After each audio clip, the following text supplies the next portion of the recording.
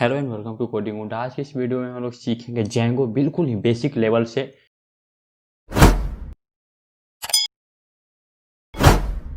तो सबसे पहले मैं बता दूं कि जेंगो क्या है। तो मैं अभी जेंगो के ऑफिशियल साइट पे jengoproject.com पे हूँ। यहाँ से आप डॉक्यूमेंटेशन भी पढ़ सकते हैं अगर आपको ज़रूरत हो तो। जो भी चीज़ें आपको ज़रूरत है आप डॉक्यूमेंटेशन से देख सकते हैं। इतना अच्छा डॉक्यूमेंटेशन है कि आराम से आप समझ सकते हैं पढ़ पढ़ के चीज़ों को। तो जेंगो क्या है? जेंगो एक high level Python web framework है। देखिए यहाँ पे लिखा हुआ है Django is a high level Python web framework. इसका मतलब क्या? मतलब कि जेंगो एक पाइथन का फ्रेमवर्क है जिससे कि वेब एप्लीकेशन डेवलप होता है। तो उसके बाद एक सवाल आता है कि ठीक है भाई, जेंगो फ्रेमवर्क है, वेब एप्लीकेशन हम लोग बनाएंगे, लेकिन सबसे पहले जेंगो को हम इंस्टॉल कैसे करें? तो जेंगो को इंस्टॉल करने के लिए सबसे पहले तो आपके सिस्टम में पाइथन इंस्टॉल होना चाहिए। अगर आपको पाइथन इंस्टॉल करना है तो python.org पे जाकर इंस्टॉल कर सकते हैं। मैं ये मान के चल रहा हूँ कि आपके साथ पहले से ही पाइथन है। तो पाइथन इंस्टॉल करने के क्या करना है? सबसे पहले तो आपको कमांड लाइन अपना खोलना है। मैं अपना command prompt as admin open कर रहा हूँ। एडमिन इसलिए यूज ओपन कर रहा हूँ क्योंकि मुझे एक पैकेज इंस्टॉल करना है पाइथन में, और मेरा जो पाइथन है वो सी ड्राइव में इंस्टॉल्ड है। तो एज एडमिन मुझे इसे ओपन करना पड़ेगा। आप भी एज एडमिन ही कमांड प्रॉम्प्ट को ओपन करें और देखिए पाइथन आपके सिस्टम में इंस्टॉल्ड है या नहीं। इसको चेक करने के लिए आप सिंपली यहाँ पे लिखिए पाइथन और एंटर प्रेस कर दीजिए। देखिए अभी हम लोग का पाइथन इंटरप्रेटर, पाइथन का इंटरफेस खुल चुका है यहाँ पे। इसका मतलब कि हमारे पास हमारे सिस्टम में पाइथन इंस्टॉल्ड है। तो हम लोग इससे एग्जिट कर लेंगे। और एक पाइथन का पिप होता है। पिप मतलब ये पाइथन का पैकेज मैनेजर है जो पैकेजेस को मैनेज करता है। तो ये जो पिप है ये हम जब पाइथन इंस्टॉल करते हैं तभी ये हमारे साथ इंस्टॉल्ड हो जाता है। प्री डिफाइंड पाइथन के द्वारा गिवन रहता है। तो एक बार चेक कर लेते हैं ये हमारे सिस्टम में है कि नहीं। तो पिप लिख के मैं एंटर प्रेस करूंगा और ये देखिए पूरा इसका कमांड में जितना भी चीज़ें हैं, जितनी भी चीज़ें हम यूज़ कर सकते हैं, जैसे pip install, download, uninstall, freeze, इन सभी चीज़ों का ये यहाँ पे एक लिस्ट दे दिया है।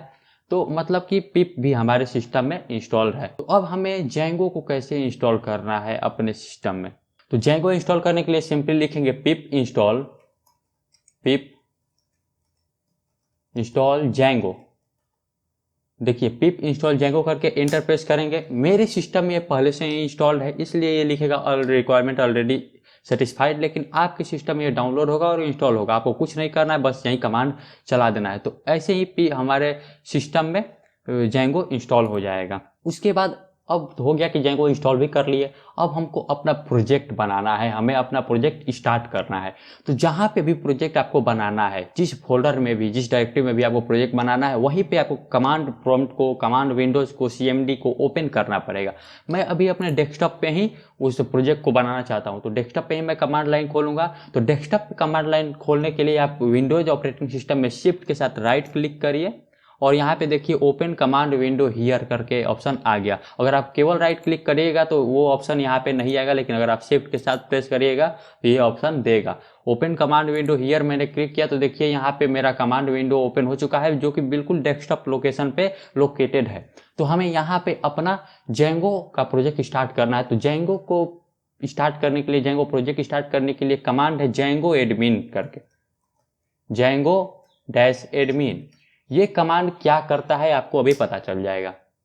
मैंने एंटर प्रेस किया, बस जेंगो एडमिन लिख के। ये अभी हम लोग अपना प्रोजेक्ट स्टार्ट नहीं किए हैं। मैं जेंगो एडमिन क्या ये बता रहा हूँ। जेंगो एडमिन जो कमांड है, जो हमने पिप इंस्टॉल जेंगो करके इंस्टॉल किया है, वो क्या कर सकता है? इतने सारे उसमें काम आप कर सकते हैं, जैसे check, run server, plus, create super user, मतलब बहुत सारी चीज़ें हैं। स्टार्ट प्रोजेक्ट, स्टार्ट ऐप, देख रहे हैं आप बहुत सारी चीज़ें यहाँ पे, बहुत सारे कमांड है। मेक माइग्रेशन, माइग्रेट, ये सब चीज़ें क्या होती हैं मैं आगे आपको इसी ट्यूटोरियल वीडियो में समझाऊंगा।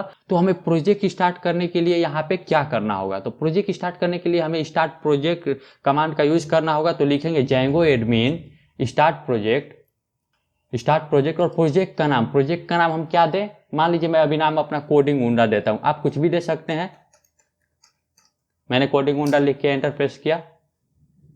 देखिए जैसे ही ये कमांड एग्जीक्यूट हुआ वैसे ही हमारे विंडोज, हमारे डेस्कटॉप पे एक कोडिंग उंडा नाम का फाइल बन के तैयार हो गया। मतलब जैसे ही हमने इसे एग्जीक्यूट किया, ये कोडिंग उंडा फाइल यहाँ पे बन चुका है। इसको ओपन करके देखते हैं।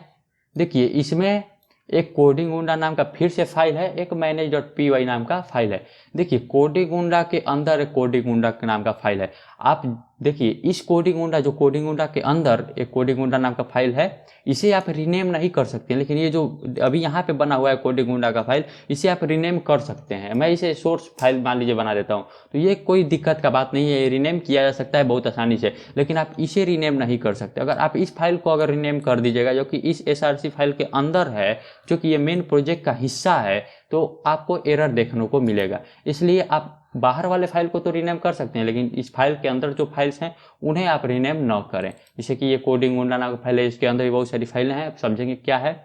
तो सबसे पहले अपने कमांड लाइन में भी हम इस फाइल को ओपन करते हैं, तो cd और फाइल का नाम हमने src कर दिया है, तो src करके एंटर प्रेस करता हूँ। देखिए अभी हम लोग सोर्स फाइल में आ चुके हैं।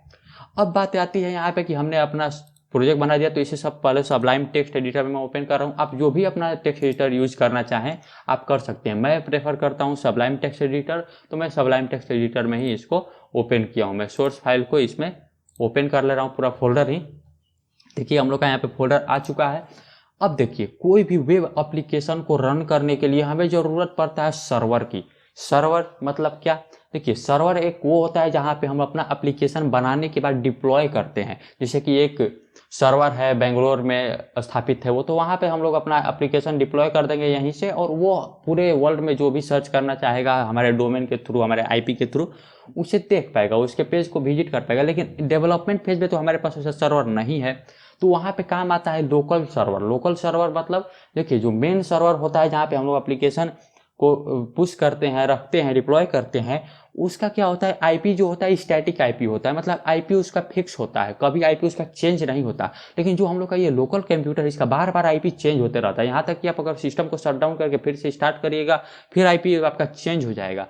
तो उस टाइम पे यहाँ पे लोकल होस्ट का कंसेप्ट आता है कि जो हम लोग सर्वर अपना स्टार्ट करेंगे वो सर्वर होगा इसी कंप्यूटर के लिए, इसी कंप्यूटर में सर्वर बनेगा जो इसी कंप्यूटर में ही एक्सेसिबल होगा और किसी कंप्यूटर में एक्सेसिबल नहीं होगा, उसे बोलते हैं लोकल सर्वर। तो हम लोग लोकल सर्वर को स्टार्ट करेंगे अपना इस प्रोजेक्ट के लिए। तो इस पर्टिकुलर प्रोजेक्ट को, लोकल सर्वर को स्टार्ट करने के लिए यहाँ पे एक manage.py नाम का फाइल दिख रहा है।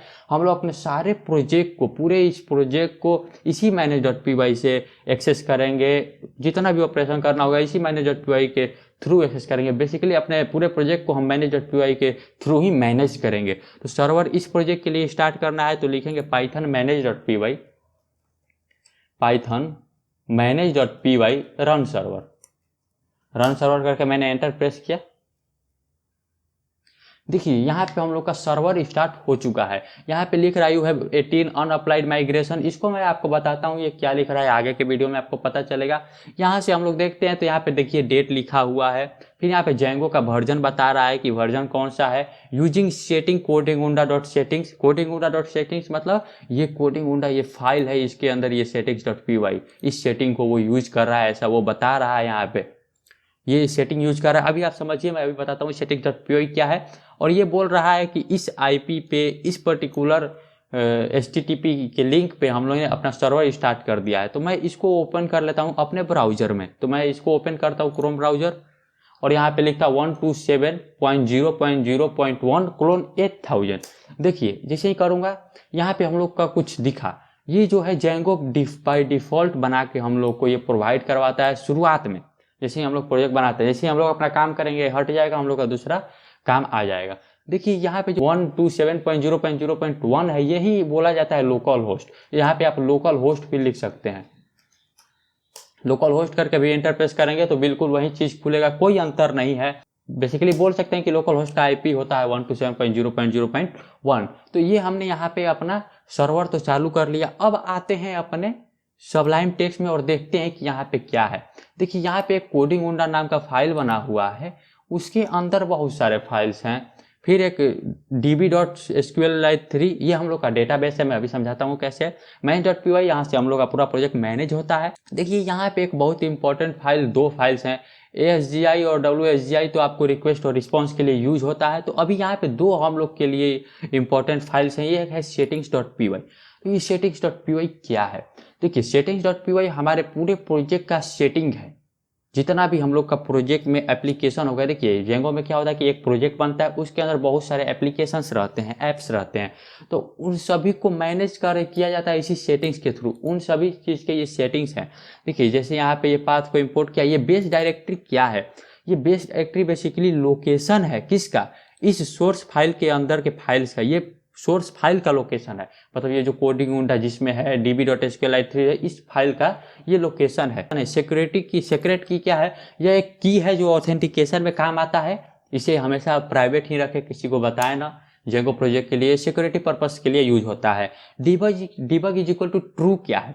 Debug is equal to true. देखिए जब डिबग इज इक्वल टू यहाँ पे ट्रू है तो क्या होगा कि जब भी हम अपने प्रोजेक्ट में कुछ गलती करेंगे तो क्या होगा कि हमारे वेब ब्राउजर में यहाँ पे वो एरर दिखाएगा, एरर को सॉल्व कैसे करें उसका हिंट बताएगा यहाँ पे। लेकिन जैसे ही अगर हम लोग debug is equal to false कर देते हैं, यहाँ पे debug is equal to false कर देते हैं, तो एरर वो नहीं बताएगा। जो कि देखिए जब हम लोग इस एप्लीकेशन को डिप्लॉय करेंगे, लाएंगे इसे वर्किंग फेज में, तो हम इसे फॉल्स कर देंगे, क्योंकि हम नहीं चाहते हैं कि कोई यूजर हम लोग का एरर देखे। इसीलिए हम लोग इसे डिबग इक्वल टू फॉल्स करेंगे। लेकिन डेवलपमेंट में तो हम लोग को एरर जो मिलेगा वो देखना है, तो हम लोग डिबग इक्वल टू ट्रू रखते हैं डेवलपमेंट में। जिसे डेवलपमेंट से वर्किंग मोड में जाता है, इसे हम लोग डिबग इक्वल टू फॉल्स कर देते हैं। अलाउड होस्ट क्या है? यह एक लिस्ट ऑफ डोमेन्स है। लिस्ट ऑफ डोमेन्स मतलब क्या? मान लीजिए आप जब अपने इस सर्वर, इस पर्टिकुलर प्रोजेक्ट को कहीं पे होस्ट करिएगा, तो होस्ट करने के बाद क्या हुआ कि एक पर्टिकुलर एक डोमेन से, जैसे codingunda.com, codingunda.me, इस पर्टिकुलर डोमेन पे ये हम लोग का प्रोजेक्ट दिखना चाहिए। तो ये हम लोग को settings.py में बताना चाहिए कि बताना पड़ेगा कि इसी तुम डोमेन पे, इन डोमेन पे तुम दिखो। तो अभी क्या है, ये ब्लैंक है। क्यों? क्योंकि हम लोग लोकल पे खोले हैं, जरूरी नहीं है। देखिए ये हम लोग का IP है 127.0, इसको हम लोग यहाँ पे ऐड भी कर सकते हैं। मैं ऐसे ऐड कर देता हूँ। इसमें आपको HTTP लिखने की जरूरत नहीं है, केवल आपको वहीं 127.0, इसको हम लोग ऐड भी कर सकते हैं।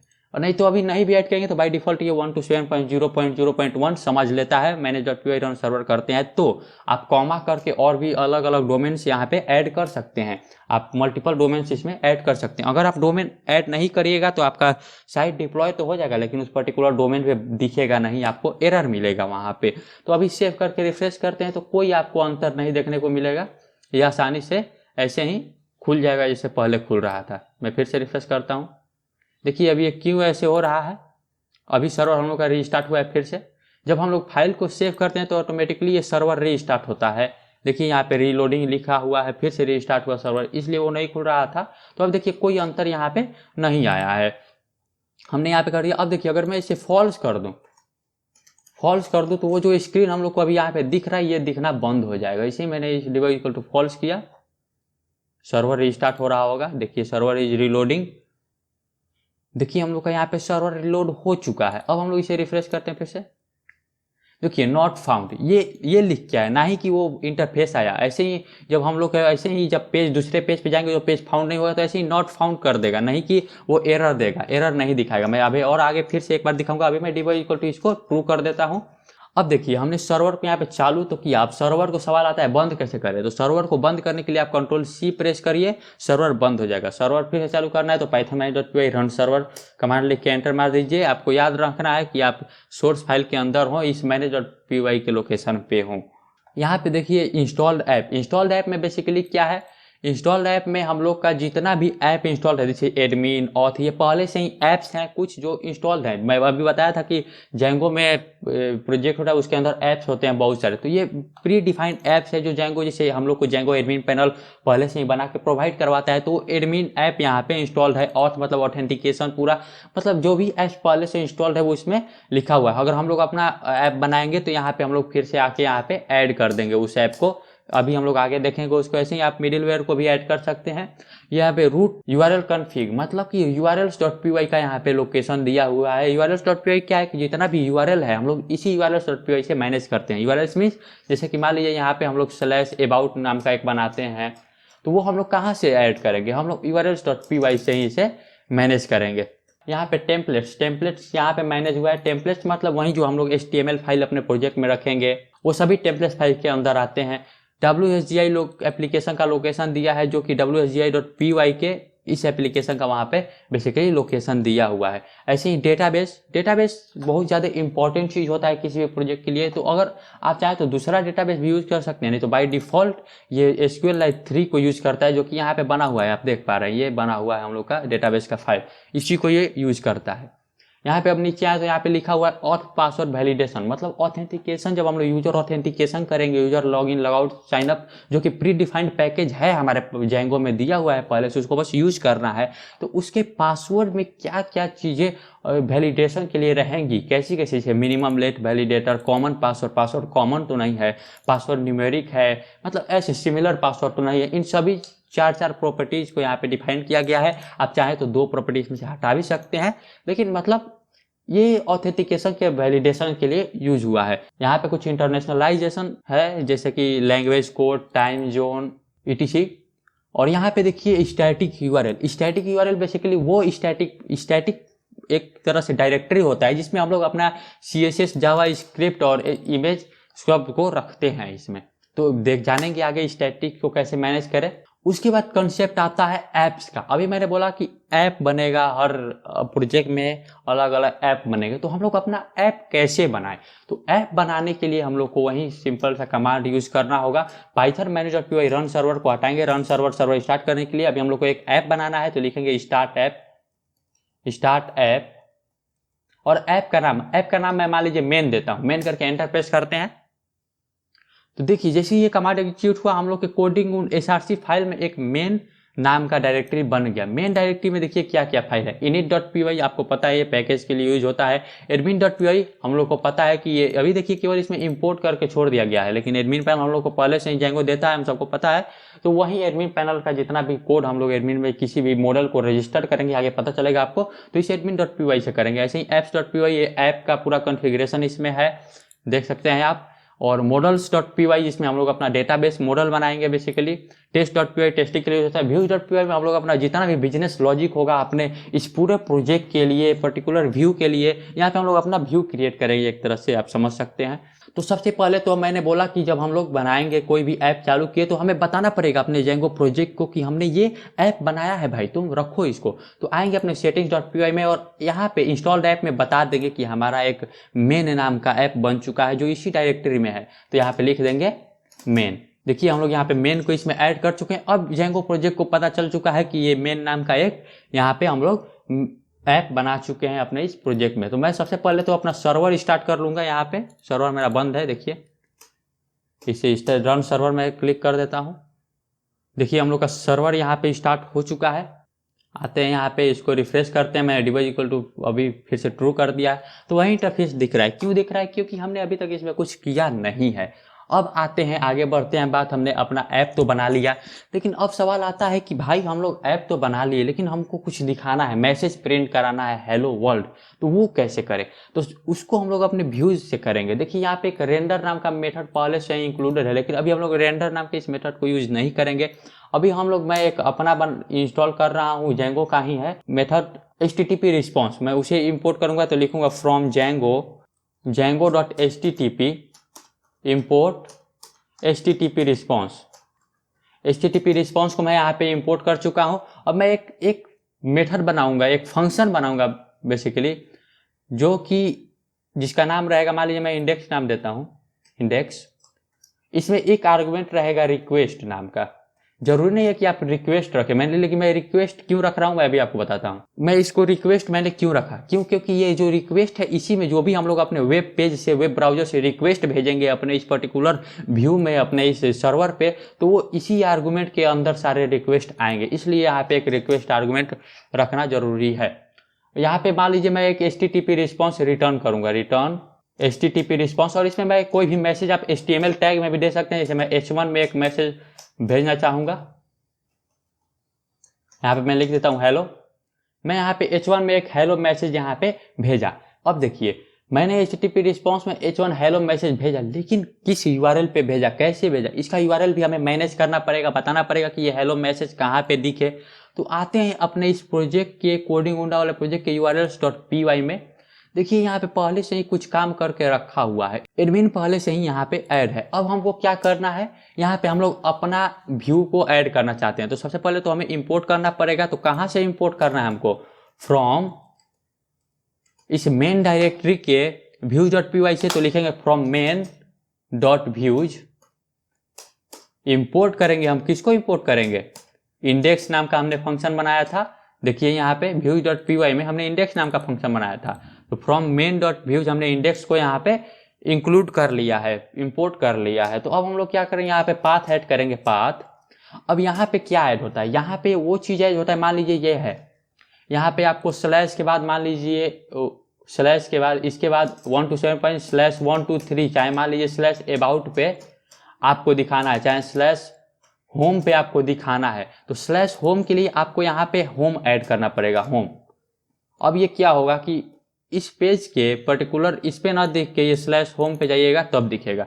अभी मैंने स्लैश होम किया, उसके बाद हम लोग इस पे किसको कॉल करेंगे, इस पाथ पे हमें किसे कॉल करना है, किस फंक्शन को कॉल करना है, किस व्यू को कॉल करना है। तो हमें यहाँ पे इंडेक्स को कॉल करना है। तो हम लोग यहाँ पे लिख देंगे इंडेक्स, और हर एक यूआरएल का हम एक नाम प्रोवाइड करवाएंगे। नेम इज इक्वल टू, मैं यहाँ पे नेम क्यों प्रोवाइड करवा रहा हूँ, क्योंकि मैं अगर इस यूआरएल को कहीं कॉल करना होगा, इस यूआरएल को कहीं यूज करना होगा, तो मैं यूआरएल ना देके इसके नाम से ही से मैं कॉल कर लूंगा। मैं इसका नाम दे देता हूँ, मान लीजिए इंडेक्स, इसका नाम दे देते हैं इंडेक्स। तो ये क्या होगा, हम लोग यूआरएल यहाँ पे अपना ऐड कर दिए। अभी अगर मैं इसको आके रिफ्रेश करूँ, जो कि 127.0.8 पे, देखिए यहाँ पे पेज नॉट फाउंड का एक एरर जनरेट हुआ, और यहाँ पे बता भी रहा है कि देखिए आपके पास दो ही यूआरएल है, या तो आप स्लैश एडमिन पे जाइए या स्लैश होम पे जाइए। आपके पास मात्र दो ही यूआरएल है, और होम वाले का नाम क्या है, इंडेक्स नाम है। अगर हम स्लैश होम पे आए, होम पे आए, तो देखिए हम लोग का हेलो मैसेज प्रिंट हो गया, जो कि हमने यहाँ से भेजा था। आप देख पा रहे हैं, हमने व्यूज से हेलो मैसेज यहाँ से भेजा था, जो कि हमारे होम पेज पे अब दिखने लगा है हेलो मैसेज, वो भी H1 टैग के अंदर।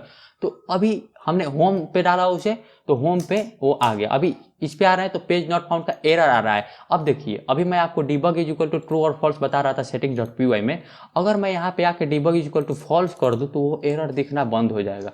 मैं debug is equal to false किया, अब मैं इसे रिफ्रेश करूंगा तो देखिए ये एरर अब नहीं दिखेगा। देखिए अब नॉट फाउंड लिख किया गया, ना ही कि ये एरर आया, ये एरर वो हट गया। इसीलिए यहाँ पे हम लोग ट्रू रखते हैं डेवलपमेंट फेज में, और जब डिप्लॉय करते हैं एप्लीकेशन को तो इसे फॉल्स कर देते हैं। अभी पेज नॉट फाउंड का एरर आया, लेकिन हम चाहते हैं कि नहीं भाई ये ऐसे ही डायरेक्ट इसी डोमेन पे दिख जाए, यहीं पे दिख जाए, स्लैश करने की जरूरत ना पड़े। तो सिंपली हमको कुछ करना है, इसके लिए नहीं है, इस होम को हटा देना है, इसे ब्लैंक छोड़ देना है, इस डबल कोट को ब्लैंक छोड़ के बस सेव कर देना है। और अब हम इसको यहाँ से रिफ्रेश करेंगे तो हम लोग का सर्वर यहाँ पे चालू हो जाएगा, हम लोग का पेज यहाँ पे दिख जाएगा। देखिए हेलो करके यहाँ पे पेज दिख जाता है। और देखिए जब जब आप सेव करते हैं तब तब आपके कमांड लाइन में ये सर्वर रिस्टार्ट होता है अपने से। देखिए यहाँ पे फिर से रिस्टार्ट हो चुका है सर्वर, यहाँ पे लिखा भी है रीलोडिंग। अपने से अगर नहीं होता है तो आपको सर्वर को फिर से रिस्टार्ट करना पड़ता है। तो आई होप कि आपको इतना समझ में आया होगा कैसे हमने इसमें काम किया, एक व्यूज को हमने यहाँ पे दिखाया, यूआरएल्स को कैसे मैनेज किया। लेकिन यहाँ पे एक और सवाल आता है कि भाई तुम बोल रहे थे कि हर एक ऐप में बहुत सारे ऐप रहते हैं, हर एक प्रोजेक्ट में बहुत सारे ऐप रहते हैं। तो हमने तो यहाँ पे एक ऐप बनाया मेन नाम का, जिसका मात्र एक ही व्यू हमने क्रिएट किया, एक डेफ। अगर हम लोग दूसरा चाहें तो दूसरा भी ऐड कर सकते हैं। तो मैं एक बार दूसरा भी ऐड करके अभी दिखा देता हूँ आपको। डेफ मान लीजिए मैं अबाउट नाम से बनाना चाहता हूँ, अबाउट नाम से।